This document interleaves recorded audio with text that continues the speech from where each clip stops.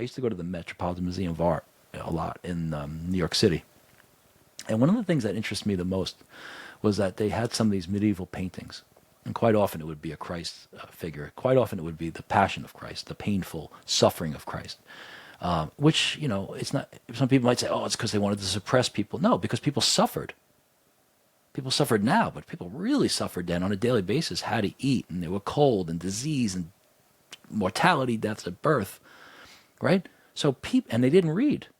So when you went into a church and you saw a painting and you related to a suffering Christ, this gave you comfort that he suffered for you and continues to suffer with you. You're not alone in your suffering. Because suffering can't be removed from one person to the next, but somebody can sit with you and hold your hand. They can't remove the boil from their leg to your leg, but they could be not afraid to sit next to the boil on your leg. Like hug the leper, Mother Teresa, St. Francis, right? So what used to really struck me, there was this one painting, and you know those medieval paintings, you might be familiar with them, where they'd actually build the frame, or the frame was like part of the painting. A beautiful frame, and sometimes they'd even paint onto the frame. And on this one, it was small, it was maybe like 11 by 17. Poster size that we would use now, and it was a Christ's face, and he was suffering, bleeding and thorns. And at the bottom piece of the frame, there was a spot where it was like almost like a semicircle. Half of a circle was carved out of it, but it wasn't carved. It was more like charred out of it. And what it was that was the spot where you originally kept a candle, because when you went into a big church, it would be dark quite often, even during the day. So a person would come in, they want to pray, they would light a candle. They would stand in front of this picture of the suffering Christ and not be alone.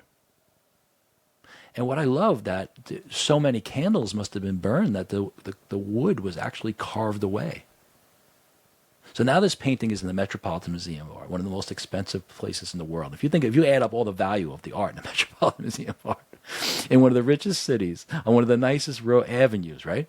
And you go in there and you pay your $30 or whatever you pay, and you're standing in this very polished, clean environment, and you're standing in front of this same painting that this little insignificant, unknown peasant stood in front of, perhaps after losing their 3-year-old to a common cold. And you can stand in that space, the same space where the candle was. And now you're standing there and you're looking at that Christ figure, and that Christ figure is looking back at you. And as an icon, it takes on it absorbs that emotion. So that figure, that painting, is now looking at you, and you are united to the peasant you never met. These things matter. And all these shorts and all these clips and all this YouTube and all this X and Instagram and Facebook, it hurts us. So like Pope Francis said, pick up a book.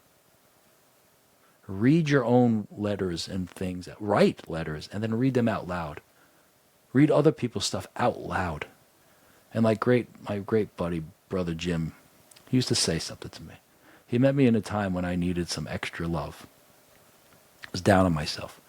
And he would say, I love you, I love you, I love you. And he'd also say, you know what you need? A good punch in the mouth. And it's these old school kind of guys, man. He just knew when you needed love and to be told you're great. And he also knew when you said, stop, this is no pity party. You need a punch in the mouth. Get out there and do it, right? So let's get out there and do it. Brother Jim, I love you, brother. God, thank you for helping me, saving my life in many ways. But I know it wasn't you, it was God who saved your life. And we just keep handing on that life-saving activity. Have a great day.